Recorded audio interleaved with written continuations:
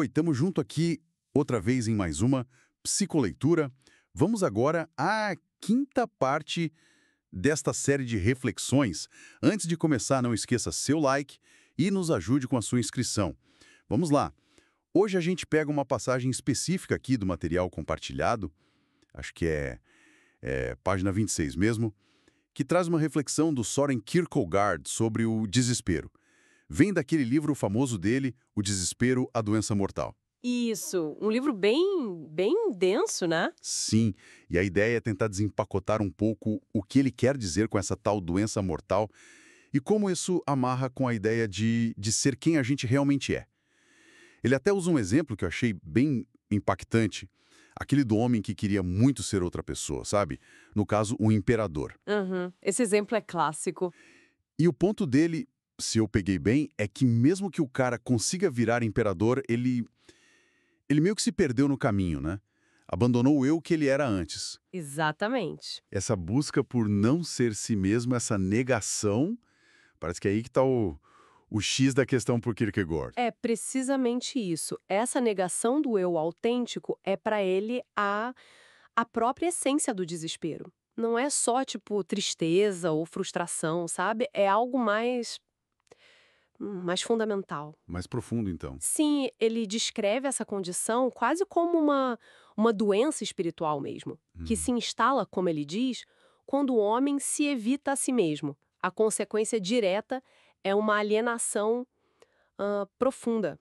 Alienação de si mesmo. Isso. A pessoa não se possui mais, ela não é dona de si, porque está o tempo todo fugindo da própria natureza. É uma desconexão, né? Nossa, então, o desespero para ele não é tanto sobre o que acontece do lado de fora, tipo perder um emprego ou algo assim, Não primariamente. mas sobre essa recusa interna, essa fuga de si. É uma ideia bem contraintuitiva, né? Porque a gente geralmente pensa no desespero como uma reação a algo externo. Exato, exato. Kierkegaard joga o foco para dentro. A fonte principal desse sofrimento existencial mais agudo, que ele chama de desespero, é essa desconexão interna mesmo. É a incapacidade ou talvez a falta de vontade, né, de aceitar e ser quem se é. Entendi. E o mais interessante é que ele não para por aí, não fica só no diagnóstico, ele aponta uma direção, um caminho para sair disso. Ah, bom. E qual seria esse caminho? Imagino que não seja uma receita de bolo, se o problema é tão na raiz assim. Não, simples não é. Mas a direção que ele indica é clara. É a coragem. Coragem. Sim. Kierkegaard argumenta que para superar o desespero, a gente precisa ter a coragem de querer ser si mesmo, de bancar quem se é. Não ficar desejando ser o imperador ou o vizinho, ou sei lá, uma versão idealizada que a gente cria, mas sim abraçar a própria realidade existencial, com tudo que vem junto, as particularidades, as limitações. É um chamado bem radical para a autenticidade, então. Exatamente. Autenticidade radical é uma boa forma de colocar. Tem até aquela frase dele que está citada aqui na fonte, né? Acho que resume bem. Querer ser aquilo que somos verdadeiramente, isso é o oposto do desespero. Essa frase é chave. Parece quase simples demais lendo assim, mas aí que vem a parte difícil, né? Como é que a gente sabe o que somos verdadeiramente? E mais ainda, como encontrar essa coragem num mundo que muitas vezes parece empurrar a gente para ser outra coisa, para se encaixar em moldes. Sem dúvida.